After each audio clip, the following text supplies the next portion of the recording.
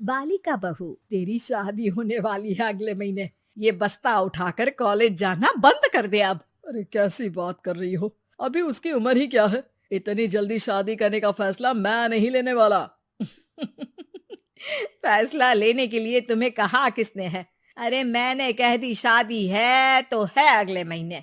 बेचारी अमिता करती भी तो क्या, छोटी सी उम्र में बन जाती है अपने से 2 गुने उम्र के आदमी की बीवी। शादी के बाद देर रात पति घर आता है। खाना लगाओ, भूख लग रही है। अमिता खाना लगाती है। ये क्या बनाया है? वो सारा खाना फेंक देता है। कर्म ही खराब थे जो इतनी कम उम्र के लड़के से शादी करा दी। तभी वहाँ अमिता की सास आ जाती है। अरे हमें क्या पता था कि ये इतनी कामकाज में ढीली है। इसकी माँ ने तो कहा था रॉकेट की स्पीड से काम करती है।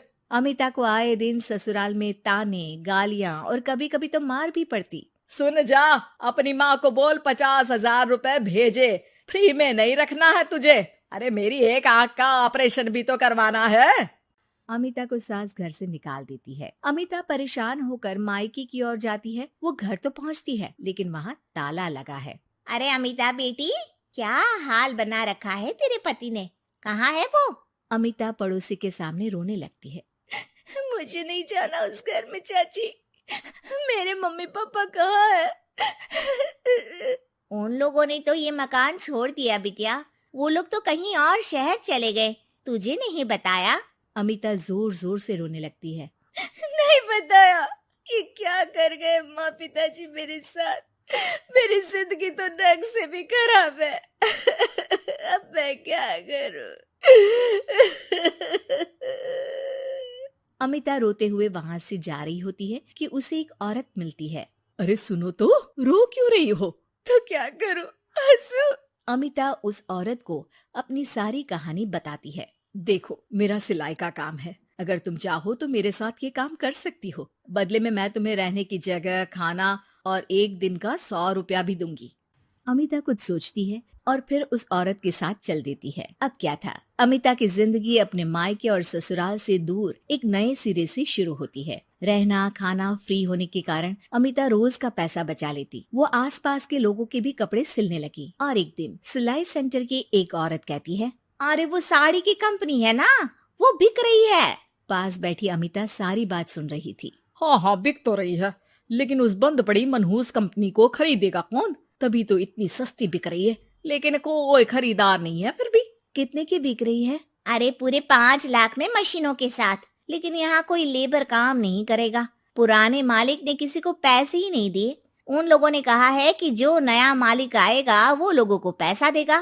5 लाख। अमिता घर आती है और अपने पैसे गिनती है। पूरे 3 लाख। अमिता सिलाई सेंटर वाली उस औरत के पास जाकर कहती है, चाची, मैंने इतने साल की कमाई में ये पैसे जमा किए हैं। पूरे 3 लाख है। वो बंद साड़ी की फैक्ट्री मैं खरीदना चाहती हूँ। अरे अमिता, पागल हो गई हो क्या? वो 5 लाख की बंद मनहूस फैक्ट्री खरीदेगी, फिर लेबर का बकाया पैसा देगी, और वो फैक्ट्री चलेगी कि नहीं ये भी कोई नहीं जानता। लेकिन अमिता नहीं मानती। वो उस औरत से कहती है कि वो उस फैक्ट्री को खरीदना चाहती है और खरीद कर ही रहेगी। औरत भी अमिता की मदद कर देती है और फिर अमिता के नाम एक साड़ी फैक्ट्री हो जाती है। शुभारंभ वाले दिन अमिता लेबर से कहती है, मैं इस फैक्ट्री को दोबारा खड़ी करना चाहती हूँ। आप लोग इसमें माहिर हैं। मैं नहीं जानती कि पहले वाला मालिक के काम करने का क्या तरीका था, लेकिन मैं अपनी योजनाओं के साथ आई हूँ। मेरे पास आप लोगों को देने के लिए अभी तो पैसे नहीं है, लेकिन मैं वादा करती हूँ 3 महीने में आप लोगों के पैसे ब्याज सहित आप लोगों को दे दूंगी। और ये क्या बात होती है? हम सारा दिन फिर से काम करें और पैसे ना मिले तो हम खाएंगे क्या? सिर्फ 3 महीने की बात है। वैसे भी आप लोग बिना काम के यहाँ नए मालिक के इंतजार में बैठे ही थे। मैं काम करना चाहती हूँ और 3 महीने में सारे पैसे देने का वादा भी करती हूँ। लेबर आपस में सलाह करते हैं और अमिता की बात मान लेते हैं। सिलाई सेंटर से मशीन, सिलाई और कपड़े के ज्ञान में माहिर हो चुकी अमिता सभी के साथ मिलकर खुद काम करती। शहर और दूसरे शहरों में घूम घूम कर साड़ी का डिजाइन दिखाती और ऑर्डर लेती। अमिता को कई जगह से ऑर्डर आ जाते हैं। कई लोग उसके काम को सराहते तो कई आलोचना भी करते। अरे बड़े बड़े व्यापारी बैठे हैं, यहाँ तू कहाँ टिकेगी? लाओ दिखाओ कैसी साड़ी बना रही है तुम्हारी फैक्ट्री। अमिता उन लोगों को साड़ी के डिजाइन दिखाती है कि तभी वहाँ व्यापारी की बीवी आ जाती है। हाय रे, कितनी प्यारी साड़ी है ये। बड़ी महंगी लगती है, मेरे लिए ले लो ना जी। और हाँ, अपनी दुकान में भी रख लो इसे, बहुत बिकेगी मैं कहती हूँ। अमिता मुस्कुराती है। अरे सेठ जी, बड़े बड़े व्यापारियों से नहीं, पर अच्छी डिजाइन और क्वालिटी से बाजार में चलती है। अब बताओ कितने का ऑर्डर है आपका? धीरे धीरे अमिता का आत्मविश्वास और बढ़ता है। बड़े बड़े ऑर्डर्स के लिए वो खुद लेबर्स के साथ मिलकर सारा दिन सारी रात काम करती। और फिर वो दिन भी आ जाता है जब अमिता को लेबर को पैसे देने होते हैं। मैं आप लोगों से 3 महीने बाद आज के दिन ये बात करना चाहती हूँ कि मैंने जितने पैसे देने की आपसे बात की थी उतने मैं नहीं दे सकती। हम लोग जानते थे कि पर आपकी कंपनी तो फायदे में है, फिर हमारे पैसे क्यों नहीं देंगी? मतलब आप लोगों के बकाया पैसे, ये 3 महीने के पैसे और ब्याज के साथ मैं आप लोगों को 10% का मुनाफा भी दूंगी। सभी खुश हो जाते हैं।